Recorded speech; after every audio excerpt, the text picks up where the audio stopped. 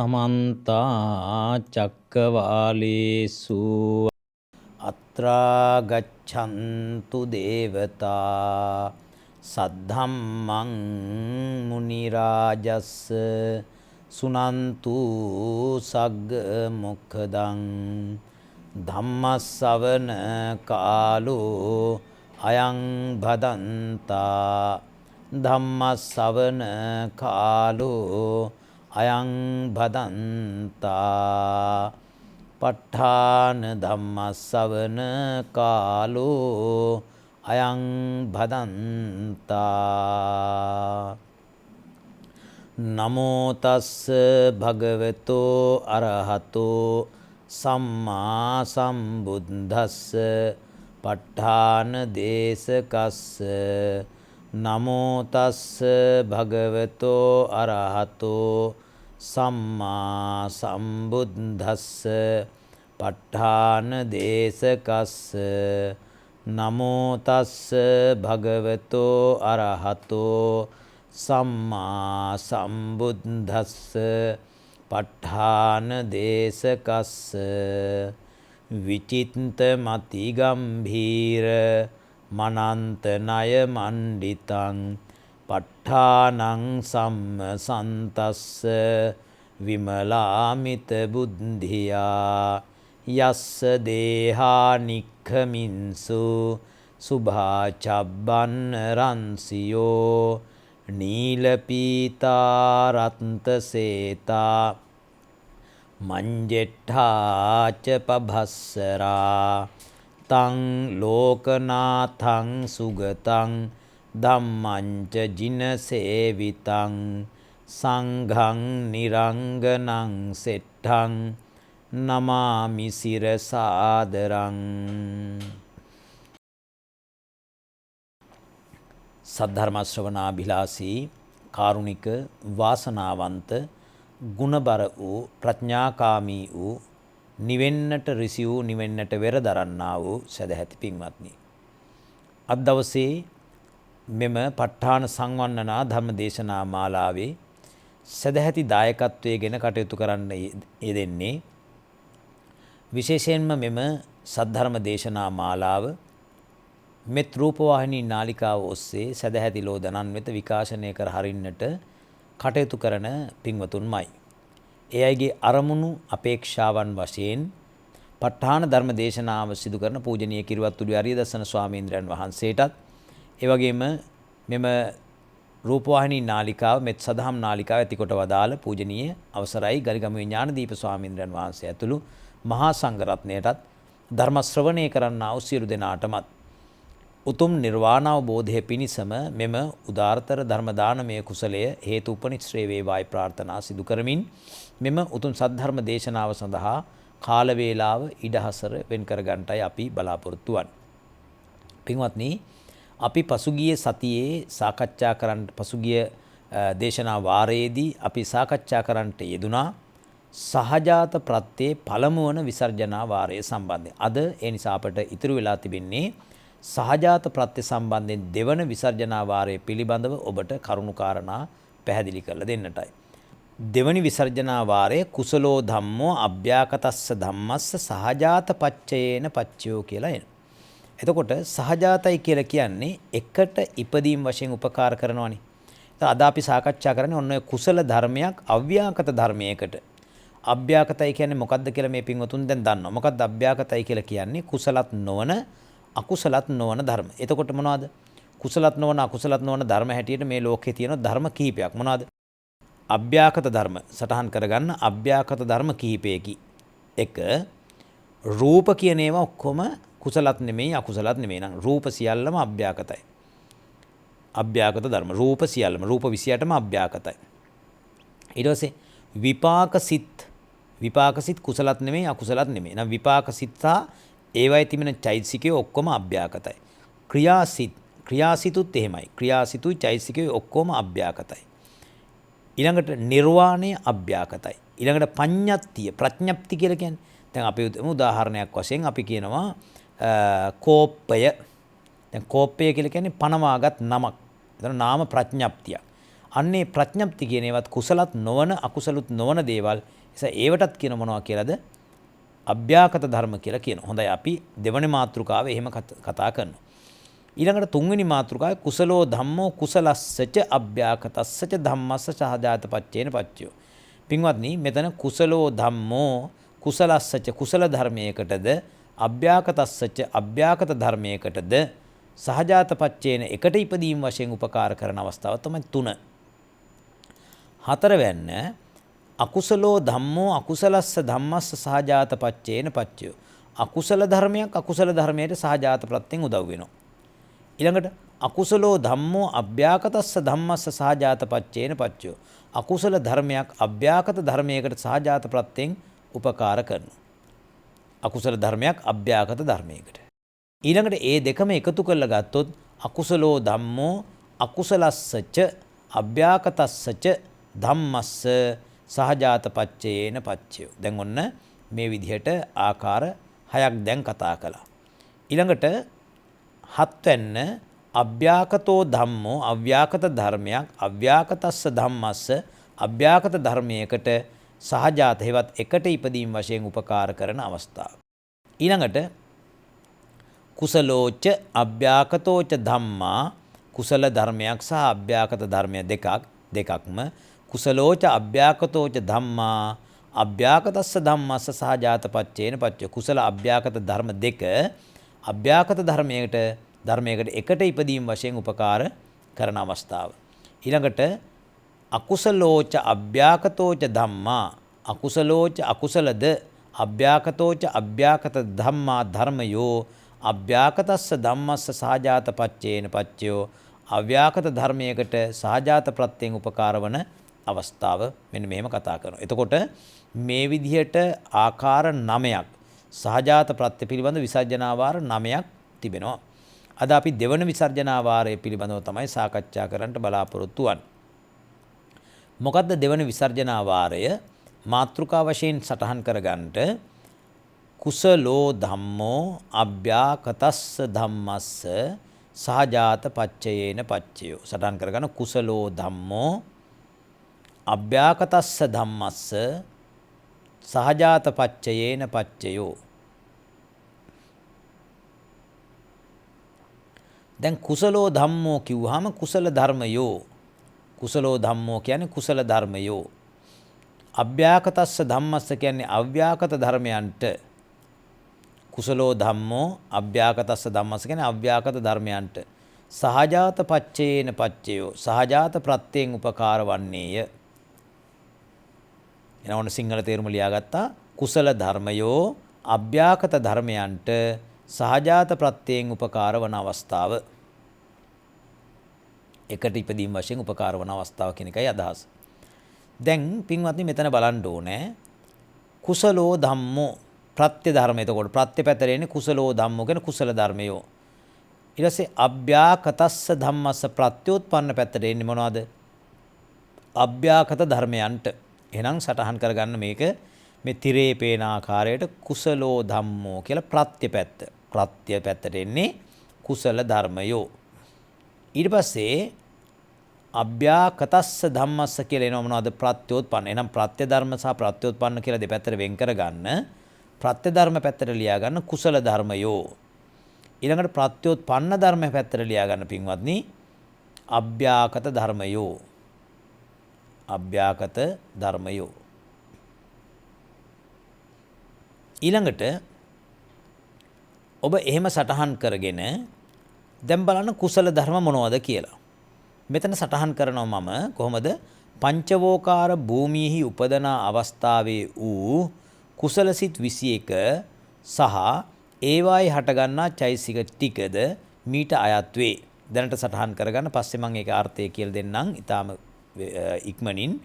දැනට සටහන් කරගන්න මොකද්ද ප්‍රත්‍ය පැත්තට එන කුසල ධර්මයෝ මොනවද? කුසල ධර්ම ඔක්කොම තියෙන 21යිනේ. කාමාවචර කුසල් සිත් 8යි, රූපාවචර කුසල් සිත් 5යි, අරූපාවචර කුසල් සිත් 4යි, ලෝකෝත්තර කුසල් සිත් 4යි. ඔන්න ඔක්කොම කීයද? සියල්ලම ගත්තොත් එහෙම ඔක්කොම තියෙන්නේ 21යි. එහෙනම් දැන් සටහන් කරගන්න පංච වෝකාර භූමියෙහි උපදන අවස්ථාවේ වූ. ඒ විදිහට සටහන් කරගන්න පැහැදිලි කිරීම කරමු. පංච වෝකාර භූමියෙහි උපදන අවස්ථාවේ වූ කුසල සිත් 21යි. හා ඒවායේ හටගන්නා චෛතසික 38යි. ඒවායේ හටගන්නා චෛතසික 38යි. මීට අයත් වේ. දැන් ඔබට ගැටලුවක් එනවා. මොකද්ද ස්වාමීන් වහන්සේ මේ පංචවෝකාර භූමිය කියලා කියන්නේ? වෝකාර කියන්නේ පින්වත්නි උපාදානස්කන්ධ වලට නමක්. මොකද්ද? වෝකාර කියලා කියන්නේ උපාදානස්කන්ධ වලට නමක්. දැන් උපාදානස්කන්ධ කීයක් තියෙනවද? රූප, වේදනා, සංඥා, සංකාර, විඥාන කියලා පහක් තියෙනවා. උපාදානස්කන්ධ පහක්. එතකොට මේ උපාදානස්කන්ධ පංචකයම තියෙන සත්වය කවුද? අන්නේ අයට කියන පංචවෝකාර භවික සත්වය කියලා. කවුද? සතර අපායක සත්වය. රූප තියෙනවද? ඔව්. රූපමය ඇඟක් තියෙනවා. කයක් තියෙනවා. වේදනා සංඥා සංකාර විඥාන. විඥාන කියන්නේ සිත් තියෙනවා. වේදනා සංඥා සංකාර කියන්නේ චෛතසිකයෝ තියෙනවා. එහෙනම් සිතුත් තියෙනවා, චෛතසිකයොත් තියෙනවා. සිතුයි චෛතසිකයි ඔක්කොම තියෙනවා. රූපත් තියෙන. අන්න ඒ අයට කියන මොනවාද? පංචවෝකාර භවික සත්වයෝ කියලා. දැන් පංචවෝකාර භවික සත්වයින් තුල ඒ පංචවෝකාර භූමියෙහි උපදින අවස්ථාවේ මෙන්න මේ සිත් ටික. ඒ කියන්නේ යම් කිසි කෙනෙක්ට කුසල සිත් හට ගන්න පුළුවන් ස්ථාන මොනවද? දැන් අපි හිතමු මම කාම භූමියේ ඉන්නවා. ඔබ කාම භූමියේ ඉන්නවා. දැන් මිනිස්සුයෝනේ. අපිට කුසල් සිත් හට ගන්න පුළුවන් මොනවද? ඔය කුසල් සිත් 21ම අපිට හට ගන්න පුළුවන්. ඒ කියන්නේ කාමාවචර කුසල් සිත් හට ගන්න පුළුවන්. උත්සාහ කළොත් ධාන සිත්, ඒ කියන්නේ රූපාවචර අරූපාවචර කියන මහත්ගත සිත් ටික ඇති කර ගන්න පුළුවන්. ඊළඟට උත්සාහ කළොත් ලෝකෝත්තර සිත් ටික ඇති කර ගන්නත් කුසල් සිත් ඇති කර ගන්න පුළුවන්. ඒ මාර්ග සිත් ටික උපදව ගන්නත් පුළුවන්. ඊළඟට අපි දුන් රූපාවචර බ්‍රහ්මයක උපදිනවා. දැන් රූපාවචර බ්‍රහ්මයට තෝරන්න පුළුවන් මොනවද? රූපාවචර බ්‍රහ්මයට තෝරන්න පුළුවන් කාමාවචර කුසල ඇති කර ගන්නත් පුළුවන්. ඊළඟට රූපාවචර කුසල ඇති කර ගන්නත් පුළුවන්. ඕන්නම් අරූපාවචර කුසල ඇති කර ගන්නත් පුළුවන්. ඕන්නම් ලෝකෝත්තර කුසල ඇති කර ගන්නත් පුළුවන්. එතකොට ඒක නිසා තමයි මේ මෙතෙන්දි කිව්වේ යම් කිසි සත්වයක පංචවෝකාර භූමිය උපදින අවස්ථාවේ පංචවෝකාර භූමිය උපදින අවස්ථාවේ විතර දැන් අපි මනුස්ස ලෝකේ ඉඳගෙන අරූපාවචර ධානයක් වඩනවා. ඒ වගේම අරූපාවචර බ්‍රහ්මීකුත් අරූපාවචර ධානයක් වඩනවා. ඒ කියන්නේ දැන් උදාහරණයක් වශයෙන් අරූපාවචර බ්‍රහ්ම ලෝකේ ඉපදිලා ආකාසානංචායතනෙ ඉපදිච්ච කෙනෙක් විඥානංචායතන සිත එතෙන්දි වඩනවා. ආකාසානංචායතනෙ ඉඳගෙන විඥානංචායතන හිත වඩනවා. එතකොට එයා අරූපාවචර භූමියේ ඉඳගෙන අරූපාවචර කුසල සිතක් ඇති කරගන්නවා. අරූපාවචර භූමියේ ඉඳගෙන අරූපාවචර කුසල සිතක්. රූපාවචර භූමියේ ඉන්න කෙනෙක් අරූපාවචර කුසල සිතක් වඩන්න පුළුවන්. ඊළඟට දැන් කාමාවචර භූමියේ ඉන්න අපි මනුස්ස ලෝකේ මිනිස්සයෝ කාමාවචර භූමියේ ඉඳගෙන අරූපාවචර කුසල සිතක් වඩනවා. එහෙනම් මෙතන කතා කරන්නේ අරූපාවචරයේ ඉඳගෙන අරූපාවචර කුසල සිතක් වඩන අවස්ථාව ගැන නෙමෙයි. ඇයි? අරූපේ තියෙන්නේ රූප නැහැ. ඒතර වේදනා සංඥා සංකාර විඥාන කියන හතරයි තියෙන්නේ. ඒතර පංචවෝකාර භූමිය උපදින අවස්ථාවේ පමණක් කිව්වේ ඒකයි.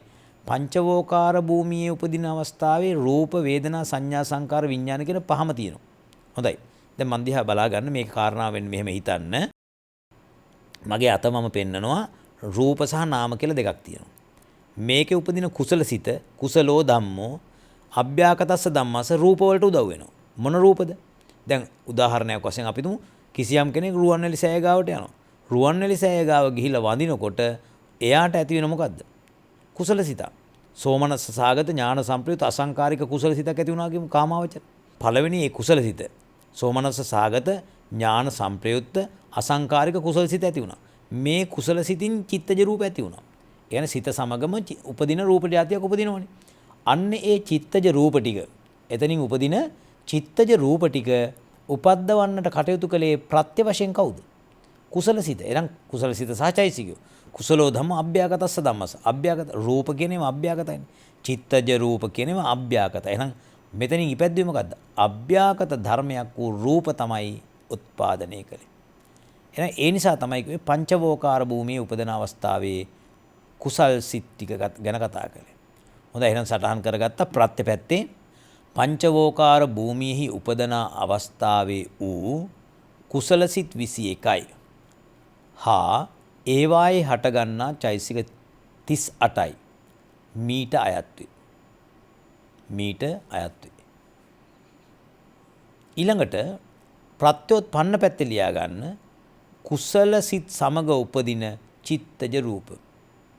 කුසලසිත සමග උපදින චිත්තජ රූප.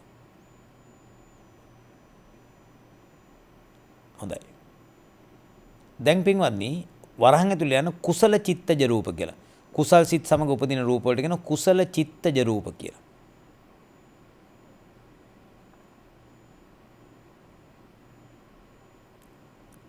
හොඳයි.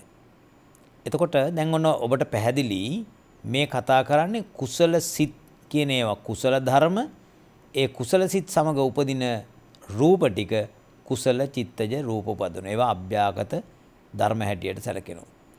ඊළඟට දැන් මෙතෙන්දී අපි බලමු මේ කුසල සිත් ගැන කතා කළොත් මෙන්න මේ විදියට එනවා. දැන් මේ කුසල සිතක් සමග උපදින චිත්තජ රූප ටික තමයි මම මේ සටහනේ පෙන්නලා තියෙන්නේ. කුසල සිත අපි ටිකක් ඔය කහ පාටට හුරු පාටකින් දාලා තියෙන කුසල සිත. ඒ කුසල සිත ඇතුලේ චෛසිකයක් තියෙනවා. කුසල සිත විතරක් නෙවෙයිනේ. එතකොට කුසල සිත සමග උපදින ඒ චෛසිකයොත් කුසල සිතත් මේ දෙදෙනා උපකාර කරන කාටද?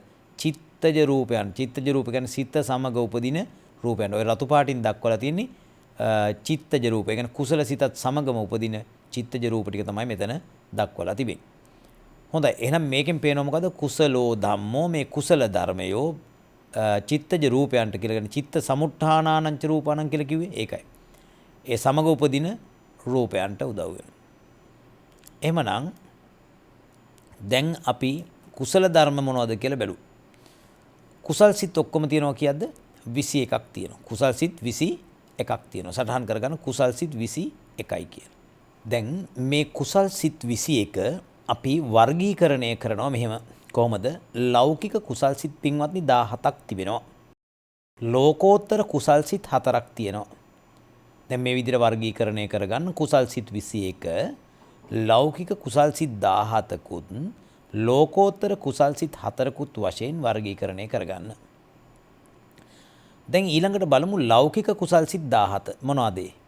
කාමාවචර කුසල් සිත් 8ක් තියෙනවා. සටහන් කරගන්න කාමාවචර කුසල් සිත් 8යි. ඊළඟට පින්වත්නි ලෞකික කුසල් සිත් 17 තව තියෙනවා රූපාවචර කුසල් සිත් 5ක්. ඒ වගේම ලෞකික කුසල් සිත් 17ට ඇතුළත් වෙනවා තව අරූපාවචර කුසල් සිත් 4ක්.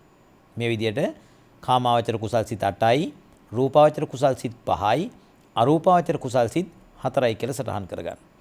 ඊළඟට ලෝකෝත්තර කුසල් සිත් කීයක් තියෙනවද පින්වත්? ලෝකෝත්තර කුසල් සිත් 4ක් තියෙනවා. ඒ තමයි මොනවද?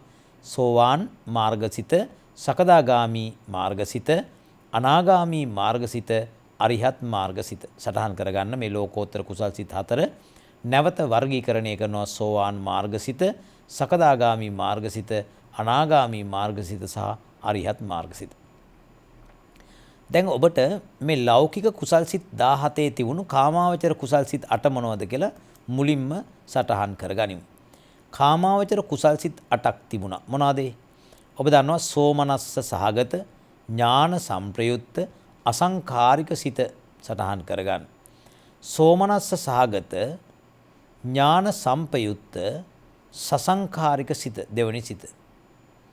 ඊළඟට සෝමනස්ස සහගත, ඥාන විප්පයුක්ත, අසංඛාරික සිත. ඊළඟට සෝමනස්ස සහගත, ඥාන විප්පයුක්ත, සසංඛාරික සිත. ඊළඟට උපේක්ඛා සහගත, ඥාන සංපයුක්ත, අසංඛාරික සිතයි උපේක්ඛා සහගත, ඥාන සංපයුක්ත, සසංඛාරික සිතයි. ඒ වගේම උපේක්ඛා සහගත, ඥාන විප්පයුක්ත, අසංඛාරික සිතයි උපේක්ඛා සහගත, ඥාන විප්පයුක්ත, සසංඛාරික සිතයි කියන සිත් දැන් 8ක් මෙතන විස්තර විභාග වෙනවා. විස්තර කරලා තිබෙනවා. මේවට කියනවා කාමාවචර මහා කුසල් සිත් 8 කියලා. ඇයි ඒකට කාමාවචර මහා කුසල් සිත් 8 කියලා කියන්නේ? මේවා නිසා තමයි කාමාවචර මට්ටමේ මහා කුසල කර්ම දන් දීම්, සීල් රැකීම්, භාවනා කිරීම, පින් දීම්, පින් අනුමෝදන් කිරීම, වෙయ్య වච්චේවත් ඔය වෙහෙරවත ආදී කටයුතු කරන්න. එතකොට මේ සියලුම දසවිධ පුණ්‍ය ක්‍රියාවන් සියල්ලම කරන්නේ මෙන්න මේ කාමාවචර මහා කුසල් සිත් 8න්. ඊළඟට පින්වත්නි දැන් අපි අර කුසලෝ ධම්මෝ අභ්‍යාකතස්ස ධම්මස්සනේ මාතෘකාව කතා කරන්නේ. එතකොට කුසල සිත් ටික අපි දැනගෙන තියෙන්න ඕන. මෙන්න මේ කුසල සිත් ටික දැනගන්න ඕන. ඊළඟට රූපාවචර කුසල් සිත් 5. මොනවද පින්වත්නි රූපාවචර කුසල් සිත් 5? විතක්ක, විචාර, පීති, සුඛ, ඒකග්ගතා සහිත පඨම ධාන කුසල සිත. සටහන් කරගන්න විතක්ක, විචාර, පීති, සුඛ, ඒකග්ගතා සහිත පඨම ධාන කුසල සිත. ඊළඟට අංක 2 විචාර, පීති, සුඛ, ඒකග්ගතා සහිත ဒုတိ ය ධාන කුසල සිත. විචාර, පීති, සුඛ, ඒකග්ගතා සහිත ဒုတိ ය ධාන කුසල සිත. තුන්වැන්න පීති, සුඛ, ඒකාග්‍රතාව සහිත තෘතිය ධාන කුසල සිත. මොනවාද? ප්‍රීතිය, සුඛය, ඒකාග්‍රතාවයේ සහිත තෘතිය ධාන කුසල සිත. ඊළඟට සුඛය, ඒකාග්‍රතාවයේ සහිත චතුත්ථ ධාන කුසල සිත. සුඛ ඒකාග්‍රතාව කියන ධානාංග දෙකෙන් යුත්. ඊළඟට පස්වැන්න උපේක්ඛා ඒකාග්‍රතාව සහිත පංචම ධාන කුසල සිත. උපේක්ඛාවයි ඒකාග්‍රතාවයයි සහිත පංචම ධාන කුසල සිත. රූපාවචර කුසල සිත් 5යි. ඊළඟට දැන් අපි කිව්වේ මොකද්ද? පංචවෝකාර භවික නැත්නම් පංචවෝකාර භූමියේ උපදින අවස්ථාවේ කියලා. ඒ කියන්නේ කවුරු හරි කෙනෙක් දැන් උදාහරණයක් වශයෙන් කිරිවත්තුරුවේ ස්වාමීන් වහන්සේ ධානයක් වැඩුවොත් රූපාවචර පඨම ධානය අපිට උපදවා ගන්න පුළුවන්. ඒතර මම ඉන්නේ කාම භූමියේ. හැබැයි මට උපදිලා තියෙන රූපාවචර හිත. කාම භූමියේ සහ රූප භූමියේ. හරිද? ගත්තොත් කාම භූමියේත් පංචවෝකාර තියෙනවා. ඒ කියන්නේ රූප වේදනා සංඥා සංකාර විඥාන කියන පහම තියෙනවා. රූප භූමියේ රූපාවචර බ්‍රහ්මීන්ටත් රූප වේදනා සංඥා සංකාර විඥාන කියන පහම තියෙනවා. හැබැයි රූපාවචර එක බ්‍රහ්මතලයක ඉන්න අයට නැහැ. මොකද්ද රූපාවචර එක බ්‍රහ්මතලයක් තියෙන්නේ? අසඤ්ඤ සත්වයින්ට. අසඤ්ඤ සත්වයින්ට වේදනා සංඥා සංකාර විඥාන කියන නාමස්කන්ධ හතරම නැහැ. තියෙන්නේ මොකද්ද? රූපස්කන්ධය පමණයි. අරූපාවචර සත්වයින්ට වේදනා සංඥා සංකාර විඥාන කියන හතර තියෙනවා, රූප නැහැ. ඒතකොට අන්න ඒ විදිහට බැලුවාම මේ එක එක සත්වයින්ගේ උපාදානස්කන්ධ සංඛ්‍යාව වෙනස්. හැබැයි කාම භූමියේ සහ රූපාවචර භූමියේ බ්‍රහ්ම ලෝක 16න් අසඤ්ඤ සත්වය හැර ඉතුරු 15 ඔය උපාදානස්කන්ධ පංචකෙම තියෙනවා. ඒ නිසා පංච වෝකාරන උපාදානස්කන්ධ පහම තියෙන සත්වයින්ගේ මේ සිත් උපදින අවස්ථාවේ පමණක් මේ කුසල සිත රූපයන්ට දැන් රූප තියෙන්න ඕන. දැන් රූප නැත්නම් චිත්තජ රූප උපදින්න බෑනේ. දැන් අරූපාවචර සත්වයින්ට කුසල සිතක් ඉපදුනා කියලා ඒකෙන් චිත්තජ රූප උපදවන්නේ නැහැ. ඒ නිසා තමයි කුසලෝ ධම්මෝ කුසල ධර්මයක් අභ්‍යාකතස්ස ධම්මස්ස කියනකොටම රූප තියෙන්න ඕන. රූප තියෙන ශරීරයක තමයි මේ අවස්ථාව ගන්න පුළුවන්. අනිත් අවස්ථාව ගන්න බෑ. කුසලෝ ධම්මෝ අභ්‍යාකතස්ස ධම්මස්ස කියන එක අනිකුත් සත්වයින්ට ඒ කියන්නේ අරූපාවචර සත්වයින්ට හා අසඤ්ඤ සත්වයින්ට ගන්න බෑ. පංචවෝකාර නොවන නිසා. දැන් අරූපාවචර සත්වයින්ට කියන චතුවෝකාර කියලා. ඇයි? උපාදානස්කන්ධ හතරයි. ඊළඟට අසඤ්ඤ සත්වයට කියනවා ඒකවෝකාර කියලා. උපාදානස්කන්ධ එකයි. හොඳයි. දැන් අරූපාවචර සිත් ටික බලමු. අරූපාවචර කුසල සිත් හතරයි. මොනවද? ආකාසානංචායතන කුසල සිත, විඥානංචායතන කුසල සිත, ආකින්චඤ්ඤායතන කුසල සිත, නේව සංඥා නාසඤ්ඤායතන කුසල සිත කියනවා වූ මෙන්න මේ සිත් හතර මේකට කියන මොනවද? අරූපාවචර කුසල සිත් හතර කියලා කියනවා. ඊළඟට අපි කතා කරනවා මොකද? ලෝකෝත්තර කුසල් සිත් හතර.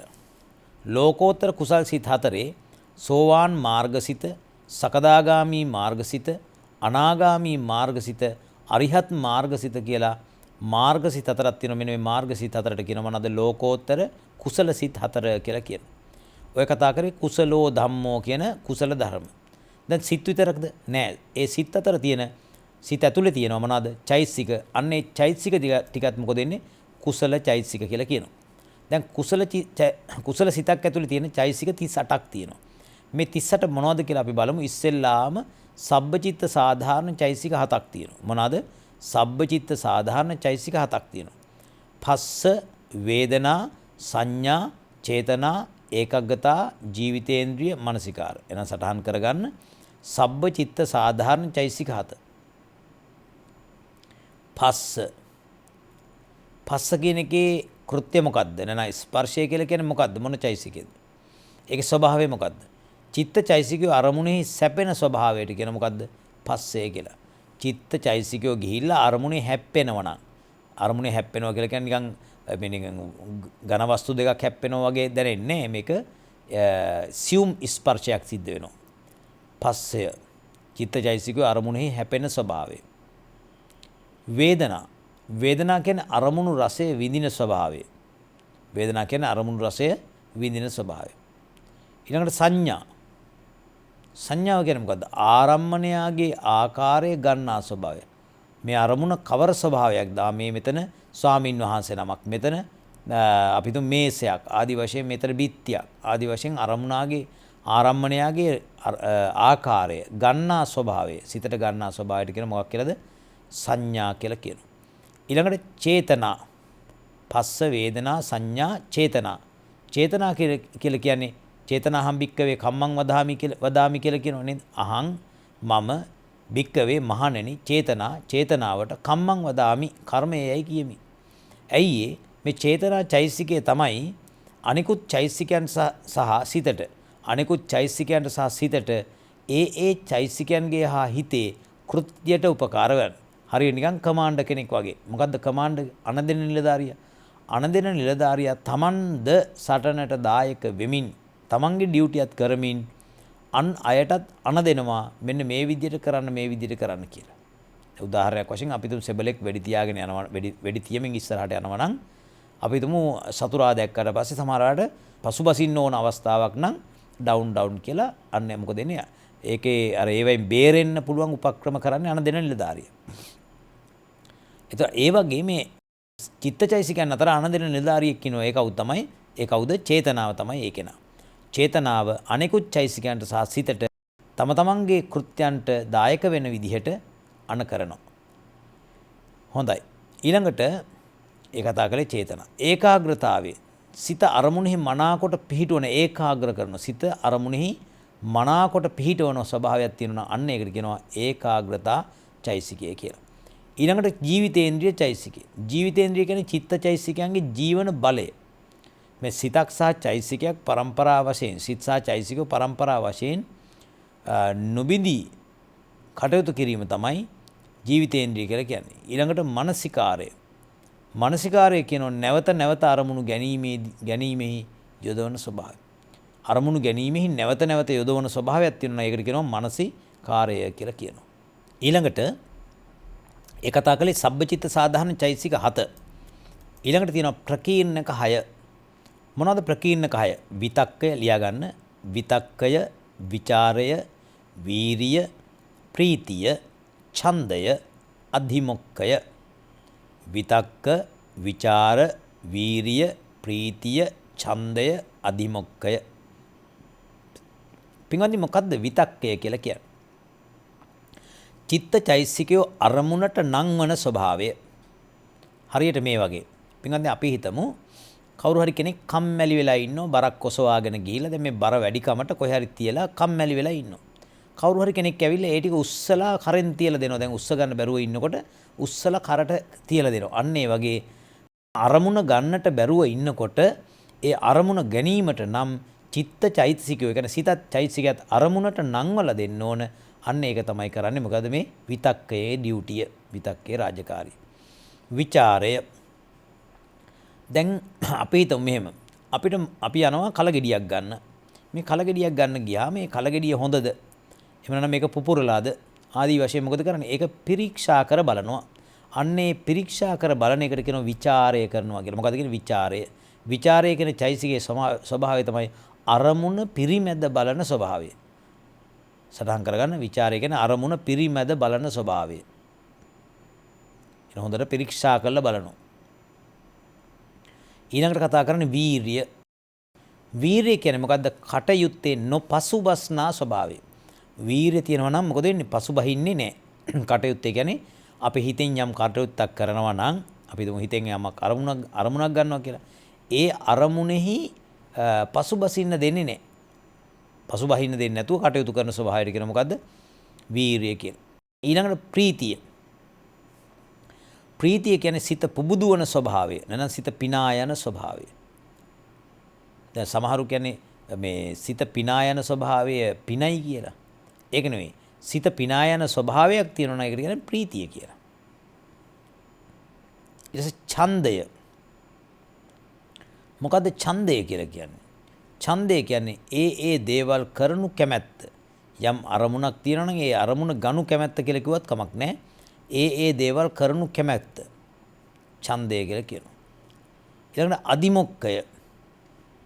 අදිමොක්කය කියලා කියන්නේ මොකද්ද? අරමුණේ හැටි නිශ්චය කරගන්නා ස්වභාවය. අරමුණේ හැටි නිශ්චය කරගන්නා ස්වභාවයට කියනවා අදිමොක්කය කියලා. ඊළඟට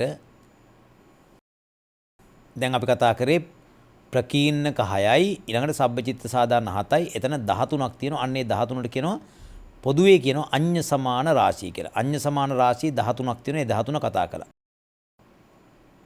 මොනවද ඒ 13? සබ්බචිත්ත සාධාරණ 7යි ප්‍රකීර්ණක 6යි 13යි. ඊළඟට කතා කරන සෝබන රාශිය. සෝබන චෛතසික රාශිය. සෝබන චෛතසික රාශිය තියෙනවා පින්වත්නි ඔක්කොම 25ක් තියෙනවා. සෝබන සාධාරණ කියන්නේ ඕනෑම සෝබන සිතක ඕනෑම සෝබන සිතක හට ගන්න පුළුවන්. ඒ කියන්නේ කුසල සිතක වේවා විපාක සිතක වේවා ක්‍රියාසිතක වේවා ඕනෑම සෝබන සිතක හට ගන්න පුළුවන් 19ක් තියෙනවා. ඒකට කියනවා සෝබන සාධාරණ 19 කියලා. එහෙනම් මුලින් කතා කරන සෝබන සාධාරණ චෛතසික 19. හොඳයි මොනවද? එක සද්ධා. සද්ධා. මොකද්ද සද්ධා කියලා කියන්නේ? බුද්ධාදී අටතැන් පිළිබඳව ඇතිවන විශ්වාසය. බුදුරජාන් වහන්සේ ධර්මය සංඝයා ආදී පිළිබඳ ඇතිවන විශ්වාසයට කියන මොකද්ද? බුද්ධාදීන් පිළිබඳ ඇතිවන විශ්වාසයට ඇති කියන මොකද්ද? ශ්‍රද්ධාව කියලා කියනවා. සාමාන්‍ය ව්‍යවහාරයේදී පැහැදිලි කරන්නේ කොහොමද? ත්‍රිපිටකයේ පැහැදිලි කරන සද්ධහති තථාගතස්ස බෝධින්. තථාගතයන් වහන්සේගේ අවබෝධය අදහා ගැනීමටයි ශ්‍රද්ධාව කියලා කියන්නේ. ඉතින් ඒ නිසා බුද්ධ රත්නය ගැන ධර්ම රත්නය ගැන සංඝ රත්නය පිළිබඳව ඇතිවන විශ්වාසයට තමයි ශ්‍රද්ධාව කියලා වෙන වචනකින් කියනවා නම් ශ්‍රද්ධාව කියලා පැහැදිලි කරන්නේ. හොඳයි. ඊළඟට තියෙනවා පින්වත්නි ශ්‍රද්ධාවට පස්සේ තියෙනවා සතිය. සතිය කියන්නේ මොකද්ද? කුසලයේහි සිත පිහිටුවන ස්වභාවය. කුසලයේහි සිත පිහිටුවන ස්වභාවයට කියන මොකක් කියලාද? සතිය කියලා කියනවා. එහෙනම් සටහන් කරගන්න කුසලයේ සිත පිහිටුවන ස්වභාවය.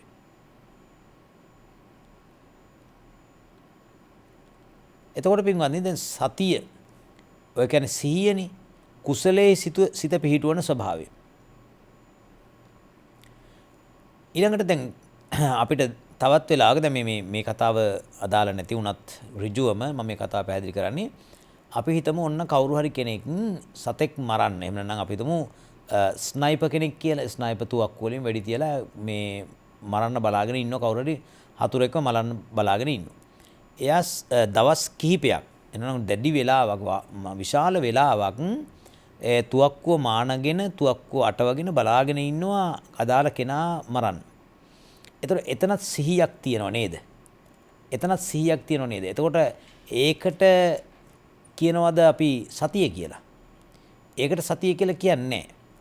ඒකට කියන්නේ පින්වත්නි මිච්ඡා අදිමොක්ඛය කියලා. මිච්ඡා අදිමොක්ඛය. එත සතිය නෙමෙයි කතා කරන්නේ. හොඳයි. ඒ වගේම පින්වත්නි දැන් අපි මෙතෙන්දි කතා කරන හිරි කියන චෛසිකය. මොකද්ද හිරි කියලා කියන්නේ? දැන් ඔය හිරි ඔත්තප්ප කියන දෙක ඔබ දන්නවනේ. හිරි කියන්නේ පාපයට ලැජ්ජාවන ස්වභාවය. එහෙනම් පාපය පිළිකුල් කරන ස්වභාවය හිරි කියලා කියනවා. ඊළඟට ඔත්තප්ප කියලා කියන මොකද්ද? පාපයට බයවන ස්වභාවය. පාපයට බයවන ස්වභාවයට කියන ඔත්තප්ප කියලා. ඊළඟට කියන අලෝභ අරමුණෙහි සිත නොඇලෙන ස්වභාවය. ඒ කියන්නේ අරමුණේ සිත ගිජු වශයෙන් ඇලෙන්නේ නැති ගතිය. අලෝභ කියලා කියන්නේ අරමුණෙහි සිත නොඇලෙන ස්වභාවය. ඊළඟට අදෝෂය කියන්නේ මොකද්ද? අරමුණට අවිරුද්ධ ස්වභාවය. ද්වේෂය කියන්නේ අරමුණට විරුද්ධයිනේ. අද්වේෂය කියන්නේ අරමුණට අවිරුද්ධ ස්වභාවය. ඊළඟට කියනවා తත්‍ර මජ්ජත්තතා. తත්‍ර මජ්ජත්තතා කියලා කියන්නේ මොකද්ද? චිත්තචෛසිකයන්ගේ වේගය පාලනය කිරීම. චිත්තචෛසික ධර්මයන්ගේ වේගය පාලනය කිරීමට කියන මොකක් කියලාද පින්වත්නි? తත්‍ර මජ්ජත්තතා. එන සටහන් කරගන්න తත්‍ර මජ්ජත්තතා කියලා කියන්නේ චිත්ත චෛසිකයන්ගේ වේගය පාලනය කිරීම. චිත්ත චෛසිකයන්ගේ වේගය පාලනය කිරීම. ඊළඟට පින්වත් තියෙන්නේ කාය පස්සද්ධි. ඊළඟට තියෙන්නේ මොකද්ද? කාය පස්සද්ධි. දැන් චෛතසිකයන්ගේ සංසුන් ස්වභාවය, පස්සද්ධි කියන්නේ සංසිඳුණු භාවයනේ. චෛතසිකයන්ගේ සංසුන් භාවයට කියන මොකද්ද? කාය පස්සද්ධි කියලා කියනවා. ඊළඟට චිත්ත පස්සද්ධි, 9 වෙනි එක චිත්ත පස්සද්ධි. චිත්ත පස්සද්ධි කියලා කියන්නේ සිතෙහි සංසුන් බව. මොකද්ද පින්වත්නි? සිතෙහි සංසුන් බව තමයි චිත්ත පස්සද්ධි කියලා කියන්නේ. ඊළඟට කාය ලහුතා. කාය ලහුතා කියලා කියන්නේ චෛතසිකයන්ගේ සැහැල්ලු බව. කාය ලහුතා කියන චෛතසිකයන්ගේ සැහැල්ලු බව. ඊට පස්සේ චිත්ත ලහුතා. චිත්ත ලහුතා කියලා කියන සිතෙහි සැහැල්ලු බව. සිතෙහි සැහැල්ලු බව. ඊළඟට සටහන් කරගන්න කාය මුදුතා. කාය මුදුතා කියලා කියන්නේ චෛතසිකයන්ගේ මෘදු බව නැත්නම් මොලොක් බව. චෛතසිකයන්ගේ මොලොක් බව. ඊළඟට කතා කරන්නේ චිත්ත මුදුතා. චිත්ත මුදුතා කියලා කියනවා පින්වත්නි සිතෙහි මොලොක් බව. සිත දැඩි නෑ, මොලොක්, මෘදු මොලොක් ස්වභාවයක් තියෙනවා. මොලොක් ස්වභාවය. චෛතසිකයන්ගේ සිතෙහි මොලොක් බව චිත්ත මුදුතා. ඊළඟ කාය කම්මඤ්ඤතා. කාය කම්මඤ්ඤතා. චෛතසිකයන්ගේ කර්මන්නේ භාවය. මොකද්ද කර්මන්නේ භාවය කියන්නේ? චෛතසිකයන්ගෙන් සිදුවන කාර්යයට සුදුසු බව කර්මඤ්ඤයි. දැන් අකර්මණ්‍ය වෙනවා කියලා කියන්නේ ඒ කටයුත්ත සිද්ධ කරගන්න බෑ කියන එකනේ. මෙතන කර්මන්නේ චෛතසිකයන්ගේ කර්මන්නේ බව කියන්නේ චෛතසිකයන්ගේ ඊටුවන රාජකාරිය කෘත්‍ය හරියට කරගන්නට පුළුවන් බව. ඒකට සුදුසු බව. චිත්ත කම්මඤ්ඤතා.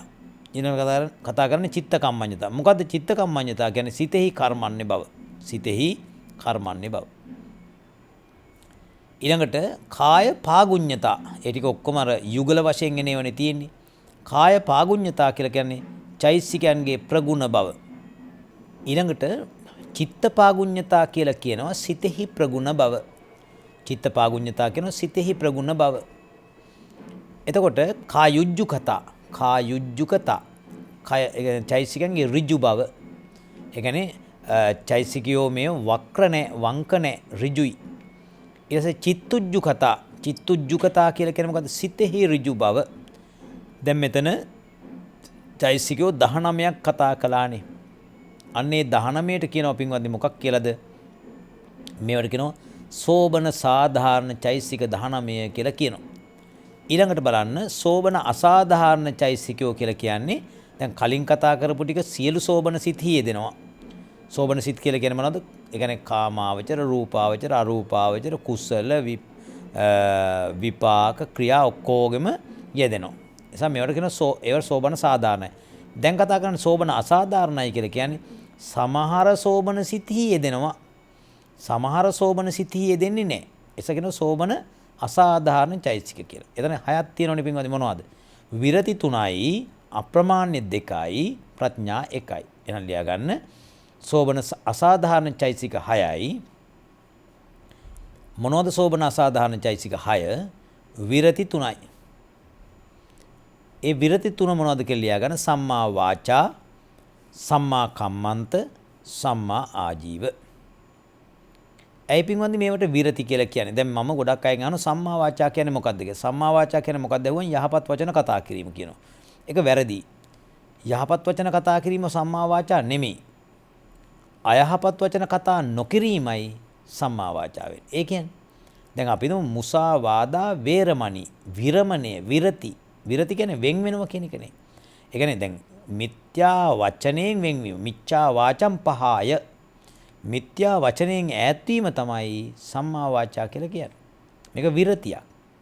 දැන් සම්මා කම්මන්ත කියන්නේ ප්‍රාණඝාත, අදත්තාදාන, කාම මිත්‍යාචාර කියන කයින් සිදුවන වැරදි වලින් වෙන්වීම, විරමණය වීම. සම්මා ආජීවය කියන්නේ ආජීව හේතු පිනිස කය වචනයේ දෙකෙන් සිදුවන වැරදි වලින් ඈත්වීම. ඒ කියන්නේ දැන් අපි හිතමු සමහර අය වෘත්තියට බොරු කියනවා. නීතිඥ මහත්තුරු වෘත්තියට බොරු කියනවා. දැන් වෘත්තියෙන් බොරු කියනවා. ඒ කියන්නේ වචනයෙන් සිදුවන වැරද්දක් නිකන් නෙමෙයි වෘත්තිය රැකියාව පිණිස දිවි පැවැත්ම පිණිස බොරු කියනවා. සමහර අය ඉන්න රස්සාව වශයෙන් සත්තු මරනවා. දීවර කර්මාන්තයේ දෙන මහත්තුරු. එතන මොකද වෙන්නේ? රස්සාව වශයෙන් සත්තු මරනවා. රස්සාවට හොරකම් කරන අය ඉන්නවා. රැකියාව වශයෙන් හොරකම් කරනවා. ඒ කියන්නේ ඒගොල්ලන්ගේ රැකියාව හොරකම් කිරීම. අන්න ඒකෙන් මිදෙනවා නම්, ඒකෙන් වෙන් වෙනවා නම් ඒකට කියන මොකද්ද? සම්මා ආජීව. එහෙනම් කය වචනය දෙකෙන් සිදුවන වැරදි ජීවිකාව පිණිස ජීවත් වීම පිණිස කය වචනය දෙකෙන් සිදුවන වැරදි වලින් වෙන්වීම සම්මා ආජීව කියලා කියනවා. දැන් බලන්න කොටස් තුන සම්මා වාචා වචනයෙන් සිදුවන වැරදි වලින් වෙන්වීම. සම්මා කම්මන්ත කයෙන් සිදුවන වැරදි වලින් වෙන්වීම. සම්මා ආජීව ජීවිකාව පිණිස කය වචනයේ දෙකෙන්ම සිදුවන වැරදි වලින් වෙන්වීම. ඊළඟ අප්‍රමාණ චෛතසික දෙකයි. අප්‍රමාණ චෛතසික දෙක කරුණා සහ මුදිතා. මොනවාද? කරුණා සහ මුදිතා කියන චෛතසික. මොනවද කරුණා කියලා කියන්නේ? පරදුක්කේ හදයන් කම්පතිති කරුණා. අනුන්ගේ දුකේදී හදවත කම්පාවන ස්වභාවයයි කරුණා කියලා. මොකද්ද මුදිතා කියලා කියන්නේ? පර සම්පත දැක සතුටු වන ස්වභාවය මුදිතාව. අනුන්ගේ සම්පතක් දැකලා දැන් අපි හිතමු කවුරු හරි කෙනෙක්ගේ දක්ෂතාවයක් දැකලා අනේ හොඳයි සාදු සාදු කියලා හිතනවා. කවුරු හරි කරන පින්කමක් දැකලා අනේ සාදු සාදු කොච්චර හොඳද කියලා හිතනවා. කවුරු දැන් අපේ හිතමු අල්ලපු ගෙදර මිනිස්සයා වාහනයක් ගේනවා. අනේ කොච්චර හොඳද නේද කියලා එහෙම හිතනවා නම් මොකද වෙන්නේ? ඒක සතුටුයි. අපි හිතමු කිරිවත්තුඩුවේ හාමුදුරුවෝ ප ဋ ාහන දේශනා කරනවා. දැන් අනිත් ස්වාමීන් වහන්සේ නමකට හිතනවා අනේ කොච්චර හොඳද අපේ අතින් අපිට කරගන්න බැරි වෙච්ච දෙයක් උන්වහන්සේ කරනවා කියලා. ඒතකොට ඒක මුදිතාව.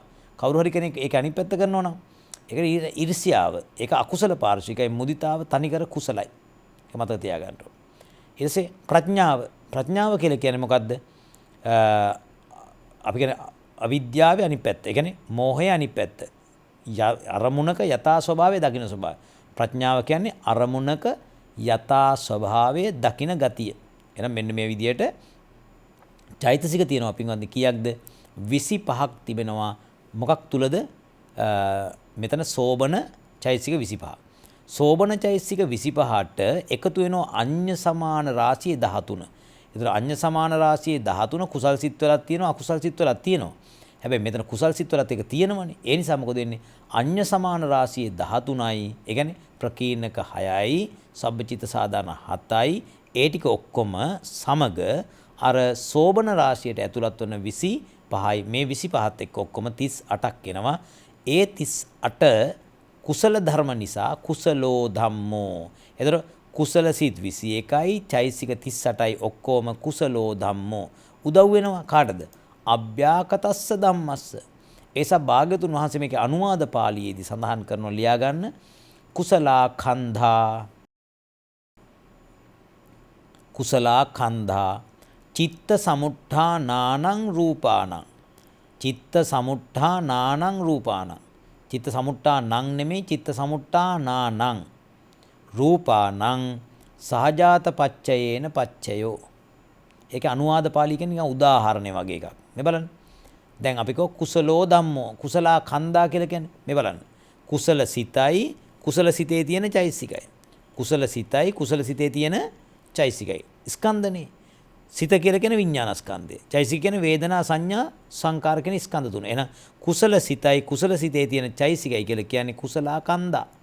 කුසලා කන්දා චිත්ත සමුට්ඨානානං රූපානං චිත්තජ රූපයන්ටද සහජාත පච්චේන පච්චයෝ එකට ඉදීම වශයෙන් උපදිනවා. කුසල සිත සහ චෛසිකය උපදිනකොට එකටම කුසල සිතත් එක්ක චිත්තජ රූප උපදිනවා. දැන් අපි රුවන්වැලි සෑය ගාවට ගිහිල්ලා වඳිනවා.